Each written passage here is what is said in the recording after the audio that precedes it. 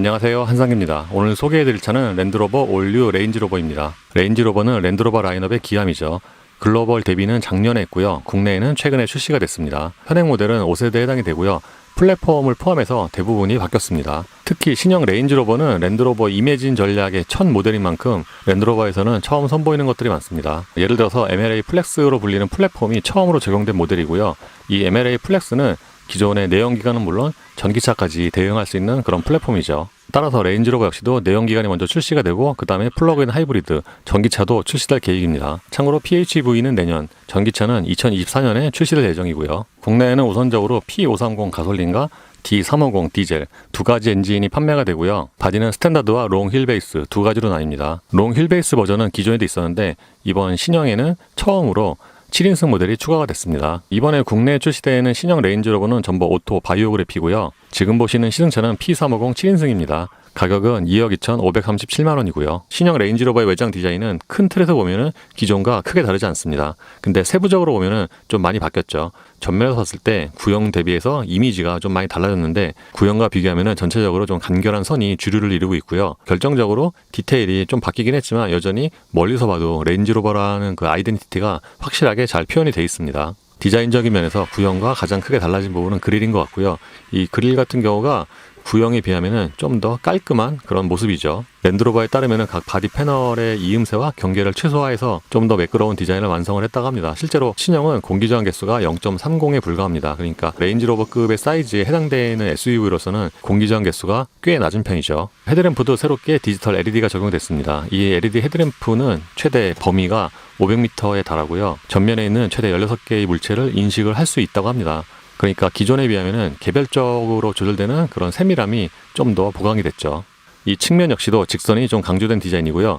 이 정도 사이즈의 SUV는 좀 드물게 프론트 오버행도 굉장히 짧게 설정을 했습니다. 참고로 에어 서스펜션은 4단계로 높이 조절이 가능하고요. 승하차 시에는 차체를 50mm 낮춰줍니다. 참고로 기존에 비하면 휠베이스는 75mm가 더 늘어났고요. 그래서 옆에서 보면 좀 더 늘씬해 보이죠. 전면과 함께 이 후면의 디자인도 간결한 선이 주류를 이루고 있고요. 앞쪽보다 디자인이 더 심플해 보입니다. 그리고 트렁크에는 엔진을 나타내는 레터링은 붙어있지 않고요. 후면 디자인의 특징 중에 하나가 테일램프인데 이 테일램프가 디자인이 좀 독특합니다. 그러니까 평상시에는 아무것도 없는 것 같은 하이그로시 블랙인데 점등이 되면은 여기에 제동등이나 방향지 등이 나타나는 방식이죠. 그래서 점등이 되지 않았을 때 이 후면 디자인이 좀 더 깔끔해 보이는 이유가 아닌가 싶습니다. 그리고 테일램프는 세로 타입이어서 점등이 되면은 이 차가 전폭이 넓은 차임에도 불구하고 실제의 수치보다 뒤에서 보면은 조금 좁아 보입니다. 타이어는 피렐리의 스콜피온 제로 올 시즌, 사이즈는 285에 45와 22입니다. 이 타이어의 트레드웨어는 500이고요. 이번 신형 레인지로버에는 처음으로 23인치 알로이를 선택을 할 수가 있습니다. 예, 지금은 공제장치를 끈 상태이고요. 미리 말씀을 드리면 신형 레인지로버의 정수성은 이 고급 SUV 중에서도 가장 좋은 수준입니다. 특히 이 차는 이렇게 정차시보다는 주행 중의 정수성이 더 돋보이고요. 그래서 주행할 때에 비해서 상대적으로 이렇게 정차 시에는 요 8기통 엔진의 그 소리가 조금 더 들리죠. 그래서 이 정차 시의 엔진 소리만 들으면은 뭔가 굉장히 아주 조용할 것 같지는 않은데 실제로 주행하면서 보면은 상당히 조용합니다. 그만큼 전체적으로 방음이 되게 잘 돼 있어요. 그리고 이렇게 에어컨이 꺼진 상태에서는 이 운전대라든가 시트로 전달되는 진동이 거의 없는 수준이고요. 에어컨을 키면은 보통 가솔린 엔진도 에어컨 키면은 이렇게 진동이 늘어나는 경우가 많은데 이 차는 에어컨 유무에 상관없이 진동 대책이 일정합니다. 이 차의 파워트레인은 4.4L 8기통 트윈터보 엔진과 8단 자동 변속기로 조합이 됩니다. 이 엔진은 신규 개발된 유닛이고요. 최고 출력은 530마력입니다. 이번에 신형 레인지로버 530을 타보니까 주행에서는 두 가지 키워드인 것 같아요. 승차감과 방음. 이 차는 방음과 승차감이 굉장히 좋습니다. 일단 승차감 같은 경우에는 이게 좀 호불호의 영역이라서 제가 딱 부러지게 단언해서 말씀드리긴 어렵지만 레인지로버가 속한 요 고급 SUV 있잖아요. 이 중에서도 승차감이 가장 좋지 않나. 물론 요즘에는 승차감 좋은 SUV가 꽤 많습니다. 예전에 비해서. 특히 뭐 에어 서스펜션 들어가고 액티브 롤 컨트롤 들어가고 그러면은 뭐 예를 들어서 카이엔이나 투아렉이나 이런 차들도 승차감이 상당히 좋거든요. 풀옵션의 경우에. 근데 신형 레인지로버는 승차감도 이게 일정에서 넘어가면은 뭔가 딱히 우열을 가리긴 좀 어렵지만 뭐 그와 비슷하거나 또는 그 이상으로 좋거나 그렇습니다. 특히 앞서 말한 그 두 차와 좀 성격은 조금 다른데 왜냐하면은 그 차들은 저속에서 좀 굉장히 좀 부드럽고 그렇거든요. 물론 이 차도 부드럽습니다. 굉장히 부드러워요.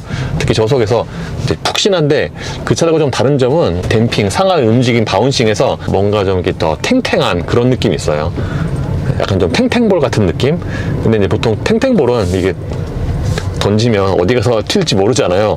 그렇게 대책 없는 탱탱은 아니고요. 좀 찐득한 그런 탱탱볼 같은 느낌? 그래서 일반 도로는 물론 이 오프로드에서도 승차감이 상당히 좋습니다. 사실 레인지로버가 원래 최고 장점이 이 고급스러움과 또는 승차감이잖아요. 이번에 신형 레인지로버는 그런 장점을 더욱더 강한 게 아닌가. 특히 승차감 면에서는 진짜 그 에어 서스펜션과 함께 그 액티브 롤 컨트롤이 들어가면서, 그러니까 48V 액티브 롤 컨트롤 같은 경우에는 이게 소위 말해서 이제 포르쉐로 치면은 PDCC와 대략 비슷한 그런 개념인데, 그것 때문에 이 차가 굉장히 무겁잖아요. 레인지로버가 원래 좀 무겁긴 하지만 이 상위 엔진 같은 경우에는 더 무겁거든요. 그래서 이런 롤을 컨트롤하기가 상당히 어려운데, 새로 개발된 액티브 롤 컨트롤로 굉장히 좀 효과적으로 차체의 그 흔들림 있잖아요. 그러니까 여기서 말하는 흔들림이란 보통 승차감에 영향을 주는 흔들림이 있고, 또는 회전할 때 올로드에서 차가 많이 기울잖아요, 당연히. 그런 걸 또 효과적으로 또는 그 롤을 최소화하는 그런 효과가 있습니다. 그래서 요 레인지로버의 이런 승차감은 가장 좋은 수준이 아닌가. 그리고 보통 이런 오프로드 전문 브랜드를 타면은 올로드에서는 별로였다가 이제 오프로드에 들어오면은 역시 오프로드야라고 이제 감탄을 하는 거 되게 많은데, 이 레인지로버는 이제 올로드에서의 승차감이 워낙 좋기 때문에 야, 오프로드에서도 좋네 라고 이런 생각이 듭니다. 그래서 보통 비싼 차들은 잘 안 보이는 부분까지 꼼꼼하게 방음을 하기 때문에 보이는 부분, 보통 사람이 이제 확인할 수 있는 부분에는 더욱더 방음을 잘 하죠. 예를 들어서 이 차는 저 썬루프 두둥겨 봐도 이게 굉장히 두껍습니다. 이게 사실 유리 두께는 이렇게 두둥겨 보면은 뭐 대략 그 짐작이 가잖아요.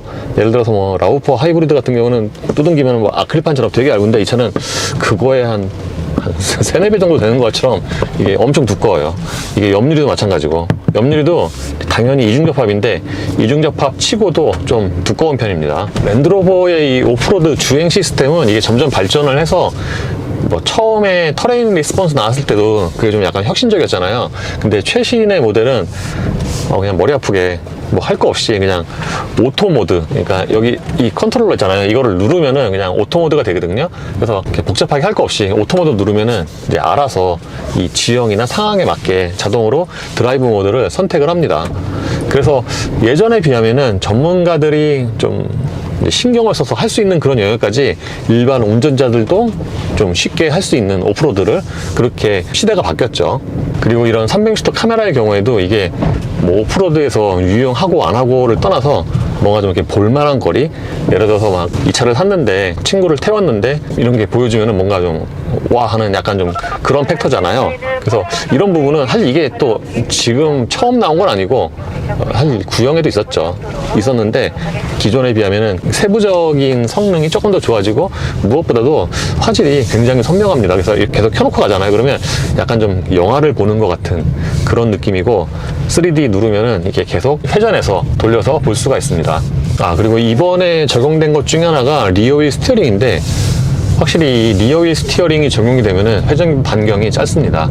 보통 오프로드에서도 이렇게 큰 차로 가잖아요. 그러면은 회전 반경이 커서 어디 갔다가 돌아 나올 때 굉장히 좀 곤란한 경우가 생기는데, 이렇게 리어휠 스티어링이 적용이 되면은 회전 반경이 크게 줄어들기 때문에, 이게 회전 반경이 보통 리어휠 스티어링 뒷바퀴 꺾이는 게 한 3, 4도 정도가 되거든요. 드물게 벤츠 S클래스처럼 10도가 돌아가는 경우도 있긴 한데, 이 레인지로버의 7도만 돼도 굉장히 좀 많이 꺾이는 그런 편에 속합니다. 그래서 이게 굉장히 큰 차지만 좁은 길 지날 때라든가, 또는 뭐 주차장 같은 데 주정차할 때, 그때도 이게 꽤 유용하죠. 그래서 뭐 다른 것보다 이게 실제 생활 또는 환경에서도 굉장히 좀 유용한 기능이 리어휠 스티어링이 아닌가 싶습니다. 참고로 리어휠 스티어링은 모든 레인지로버의 기본으로 적용이 되고요. 아까 레인지로버 처음 탔을 때 가장 인상적인 것 중에 하나가 그 하체의 댐핑과 정수성인데, 특히 이런 그 가로 빨래판 구간 또는 그루브 구간에서 보면은 그냥 상하로 이렇게 두두두두 하고 움직이잖아요. 보통 대부분의 차들이. 근데 이 차는 거의 평시를 가는 것처럼 이렇게 쭉 갑니다. 그래서 이렇게 좀 안 좋은 노면이나 그런 노면은 말할 것도 없고, 그런 데서 운전자에게 그 승차감이 떨어지는 저의 요인 있잖아요. 그런 부분이 거의 없어요. 그래서 그것 때문에 승차감이 굉장히 좋은 게 아닌가 싶기도 하고요. 그리고 이런 국도 같은 경우에는 이제 고속도로의 뭐 아스팔트나 그런 데보다 노면 소음이 더 많이 올라오거든요. 이제 그걸 감안을 하면은 실내로 들어오는 이 노면 소음도 상당히 적은 편이고, 이게 아마 그 ANC 때문에 더 그런 게 아닌가 싶습니다. 왜냐하면은 신형 레인지로버는 그 ANC 그 스피커가 이게 헤드레스트에 있다고 하더라고요. 이게 보통 ANC가 있어도 저 어디 뭐 저쪽 도어 트림에 뭐 있거나 뭐 그렇잖아요. 근데 이게 헤드레스트에 있어서 그런지 이런 효과가 좀 더 두드러지는 게 아닌가. 물론 이거는 따로 오프할 수가 없어 갖고 뭐 비교는 좀 불가능하긴 한데, 뭐 이런저런 이유로 이런 정숙성이 주행 중에 굉장히 좋은 게 아닌가 싶습니다. 심지어는 엔진 소리도 작아요. 아까 처음에는 주행 중의 정숙성에 비해서 정차 시 엔진 소음은 좀 올라오는 편이다 라고 말씀을 드렸는데, 이 차는 주행 중에는 엔진 소리가 좀 잘 안 들리죠. 오히려 전체적인 방음이 좋기 때문에 이제 고속으로 가면은 바람새가 좀 더 들리고요. 특히 이런 차는 엔진 출력이 높아서 더욱더 엔진 소리가 좀 안 들리는데, 왜냐하면은 통상적으로 평균적으로 엔진 회전수가 낮죠. 그래서 우리가 보통 주로 사용하는 1000과 2000rpm 보통 이제 이 정도를 많이 사용을 하는데, 특히 이렇게 500마력이 넘는 차는 회전수가 2000rpm만 돼도 속도가 꽤 높기 때문에 엔진 소리가 더 작게 들리는 게 아닌가 싶습니다. 또는 이제 회전수를 좀 올리면, 예를 들어서 2000rpm 이상 또는 3000rpm이 넘어가면은 요 엔진 소리가 좀 커지긴 하는데 회전수와 비례해서 아주 커지지가 않고요. 특히 이게 3000rpm 넘어가면은 그 흡기 확 하고 빨아들인 소리가 약간 좀 이렇게 자극적으로 들리네요. 근데 요즘에는 보면은 고출력 차들도 점점 소리가 작아지고 있잖아요. 그것 때문에 그런지 이렇게 흡기 소리가 들리긴 하는데 그 소리도 좀 작습니다. 참고로 이 차가 하체가 좀 부드럽긴 부드러워서 이제 롤이 별로 없긴 없는데, 이게 급출발을 하잖아요. 예를 들어 킥다운 하면은 이렇게 앞쪽이 살짝 이렇게 들리는 게 눈으로도 보여요. 그러니까 아무래도 그 바운싱의 그 거리가 길어서 그런 게 아닌가 싶기도 하고요. 그리고 레인지로버는 또는 랜드로버는 이제 대체로 공통점이 운전할 때 감각이 차가 되게 두꺼운 건데, 이 차가 실제로 차가 두껍잖아요. 두껍고 넓고 뭐 그런데 이 차는 구형을 운전할 때보다 뭔가 운전 감각이 더 두꺼워졌네요. 그러니까 딱 차에 타잖아요. 그러면은 이게 좌우의 폭이 넓기도 하지만 뭔가 A필러고 되게 두껍고 그래갖고, 아마 이제 이 차를 처음으로 운전하시는 분이라면은 좀 좁은 데 다니실 때 부담스러울 수가 있습니다. 이렇게 액티브 롤에 또는 에어 서스펜션에 효과가 좋다고 느끼는 게, 이렇게 국도에서 이 정도 구분기를 좀 높은 속도로 지나갈 때 차가 당연히 기울어지잖아요. 이게 바운싱의 거리도 길고, 근데도 이쪽으로 이렇게 기울어지는 그 양이 그렇게 많지가 않습니다. 참고로 올로드용 드라이브 모드는 컴포트와 에코, 다이내믹이고요. 다이내믹 같은 경우에는 일단 계기판이 시뻘겋게 변하면서 뭔가 이렇게 분위기는 좀 되게 있는데, 이 차가 기본적으로 좀 출력이 세다 보니까 다이내믹으로 바꿔도 아주 굉장히 좀 이렇게 두드러지게 아주 되게 스포티하다, 그런 느낌은 아니고요. 이번에 신형 레인지로버는 굉장히 공을 들여서 개발을 했다고 느낀 게 좀 여기저기 있는데, 예를 들어서 이 운전대 감각도 이게 굉장히 정확합니다. 기본적으로 오프로드 전문 브랜드고, 오프로드를 상당 부분 고려를 해서 개발을 한 차잖아요. 그래서 이제 트레이드 오프 관계라서 오프로드의 강점이 있으면은 이제 올로드에서는 당연히 이런 스티어링 감각도 좀 떨어지고, 그런데 이 차는 스티어링이 가벼우면서도 되게 정확해요. 이게 큰 차 같은 경우에는 돌릴 때 좀 무거우면은 이게 좀 부담이 되거든요, 운전에. 근데 그런 거 거의 느끼지 못하게 운전대가 굉장히 부드러운데 또 이렇게 돌리면은 굉장히 정확하고, 보통 이제 인식으로 운전대 무게와 운전 감각의 정확성은 비례한다는 선입견이 있는데 요즘에는 가벼워도 이제 운전 감각이 좋은 차가 좀 드물게 있긴 합니다. 어쨌든 이런 승차감이라든가 정속성에는 굉장히 좋은 점수를 줄 수가 있고요. 그래서 이런 올로드에서의 승차감은 가장 좋은 수준이 아닌가 싶기도 하고요. 보통 이제 레인지로버를 이제 사막의 롤스로이스라고 하는데 저는 이번에 이 신형 레인지로버는 SUV계의 S클래스가 아닌가, 승차감이나 정수성 면에서 그렇습니다. 자, 로우레인지 기어 넣어주시고요. 메인 화면에서 자동차 모양 버튼 누르시고 차량의 지상고를 오프로드 2, 네, 오프로드 2로 설정하도록 하겠습니다. 네, 잠시 후 머드 구간에서는 모드를 머드로 변경하실 텐데요. 현재 터레인 리스폰스 오토로 눌러져 있는 것을 누르셔서 수동으로 해주시고 지능 모드로 우측으로 돌려서 지능 모드로 변경하여 주행하겠습니다. 진흙 바퀴 자국 프로그램 선택됨. 이걸로 하려네요. 진흙 바퀴 자국. 이게 이 로우레인지 바뀌니까 현재 도강을 살짝 저 보실 텐데요. HUD에도 저게 표시가 됩니다. 오, 도강 진흙 구간이 맞습니다. 꽤 노면이 기네. 진흙으로 되어 있는 고여 있는 물을 통과하고 계시고요. 자, 속도는 10km 미만으로 주행해 주시기 바랍니다. 아, 역시 그 오프로드의 이거 너무 껌이네. 오프로드의 진수는 이거 진짜 영화 같죠? 천천히 주행해 주시기 바랍니다. 도강이에요, 도강. 아, 네, 속도는 10km 미만으로 아주 천천히 주행하실게요. 서로 가고 있지만 전체를 보고 아, 있는 분들이 이제 보니까 이 차도 저 때문에 워시액이 암에서 나오는 방식이네요. 계속 상황 워시액을 조금 쓰는 방식. 와, 근데 이 차는 진짜 방음 되게 좋네요. 이게 아무리 속도가 낮아도 이런데 지나가면 소리 되게 많이 나거든요. 크게 나거든요. 근데 여기서도 조용해요. 야, 진짜 방음 무지하겠나 보다. 여기가 오늘 한 도강 중에서 가장 깊다고 합니다. 와, 그러네, 진짜. 자, 현재 가장 깊은 구간 통과하고 계시고요. 저 뒤에 그 반사판까지 잠길 정도니까 이 차가 잘 유지하시면서 지금 이제 오프로드 높인 상태잖아요. 그러니까 지금 꽤 깊네요, 깊기는.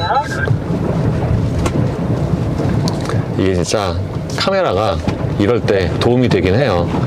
왜냐면은 안 보이는 곳까지 이걸로 보고 심지어 이게 저 투명이어서 바닥도 보이잖아요. 그러니까 이럴 때 좀 도움이 되긴 합니다.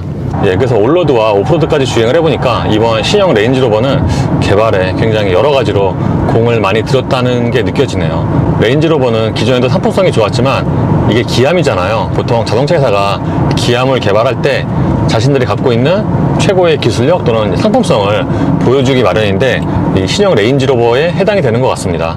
그러니까 안팎의 디자인뿐만 아니라 편의 장비 그리고 특히 승차감 같은 경우에서 굉장히 강점이 있어서 이런 부분에서는 기존의 레인지로버 고객뿐만 아니라 다른 브랜드의 고객까지도 좀 유혹을 할 수 있지 않을까 싶습니다. 그리고 보통 이렇게 비싼 SUV들은 좀 과한 게 매력 또는 미덕이라고도 할 수가 있잖아요. 특히 이 530마력의 8기통 엔진은 이제 이번 세대가 아마 마지막이 되지 않을까 싶을 정도로 좀 과한 그런 느낌인데, 다른 말로 하면은 레인지로버는 보통 풀체인지 주기가 대략 한 10년 정도잖아요. 그러니까 다음 세대는 아마 전기차로만 나오지 않을까 그렇게 생각을 하면은 이 8기통 530마력 엔진의 이 레인지로버가 그 내연기관의 또 마지막 향수를 느낄 수 있는 또는 내연기관의 레인지로버로서 가장 좋은 승차감 또는 상품성을 보여주는 모델이 아닌가 싶습니다. 특히 이번 레인지로버는 7인승 모델까지 출시가 돼서 선택의 폭이 좀 더 넓어졌다고 하겠습니다. 예, 이로써 랜드로버 신형 레인지로버의 시승을 마치겠습니다. 감사합니다.